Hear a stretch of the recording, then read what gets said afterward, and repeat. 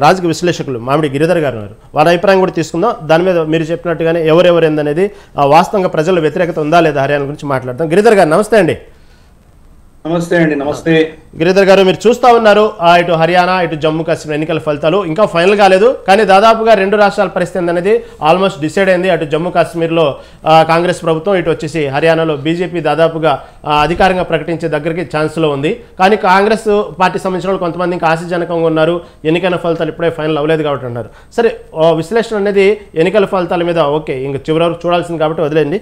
గిరిధర్ గారు చెప్పండి, ఇటు ఎన్నికల ఎగ్జిట్ పోల్స్ అన్ని దాదాపుగా మళ్ళీ తారుమారవడానికి కారణం ఏంటి? ఎక్కడ ప్రజల పల్స్ ఎందుకు అందట్లేదంటే ఏమంటారు? అక్కడ ఉన్నటువంటి అందరు ప్యానలిస్ట్ కి, మీ ప్రేక్షకులందరికీ నా నమస్కారాలండి.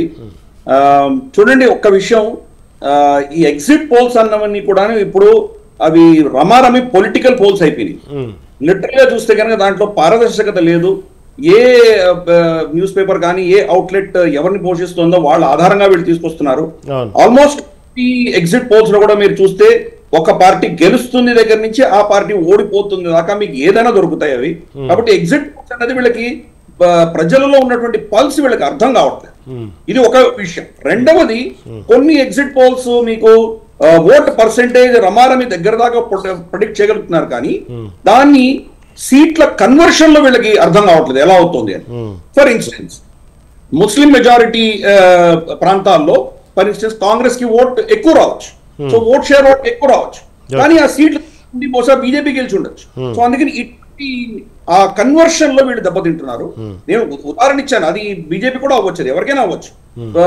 ఇక్కడ ఉన్నటువంటి ఓట్ షేర్ ఆధారంగా వీళ్ళు కన్వర్షన్ లో ఎక్కడో ఫెయిల్ అవుతున్నారు. డిస్ట్రిక్ట్ లెవెల్లో వీళ్ళ దగ్గర డేటా తీసుకుంటున్నారు, కానీ అయినా కానీ కూడా ఎక్కడో వీళ్ళకు పొలిటికల్ ఇంటర్ఫియరెన్స్ అన్నది కొన్ని పార్టీలకు తక్కువ చూపించేది, కొన్ని పార్టీలకు ఎక్కువ చూపించే దిశగా వీళ్ళు ప్రయత్నాలు చేస్తున్నారు.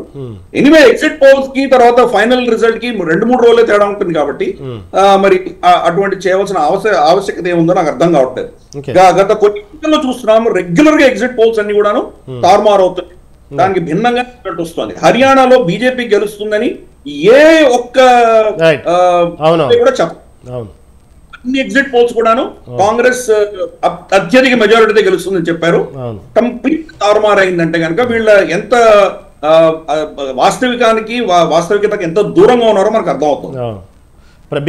బీజేపీకే పట్టం కట్టడానికి హర్యానా ప్రజలు ప్రధాన కారణాలు అంటే ఏమంటారు? ఒక 4-5 కారణాలు ఏమండి.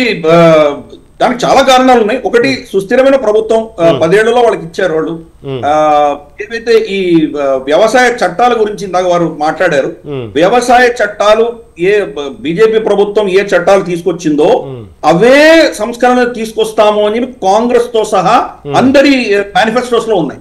కాబట్టి దీంట్లో వాళ్ళ మేనిఫెస్టో, ఇంకా బీజేపీ మేనిఫెస్టోలో లేదు, అది కాంగ్రెస్ మేనిఫెస్టోలో ఉన్నది బీజేపీ తీసుకొచ్చింది.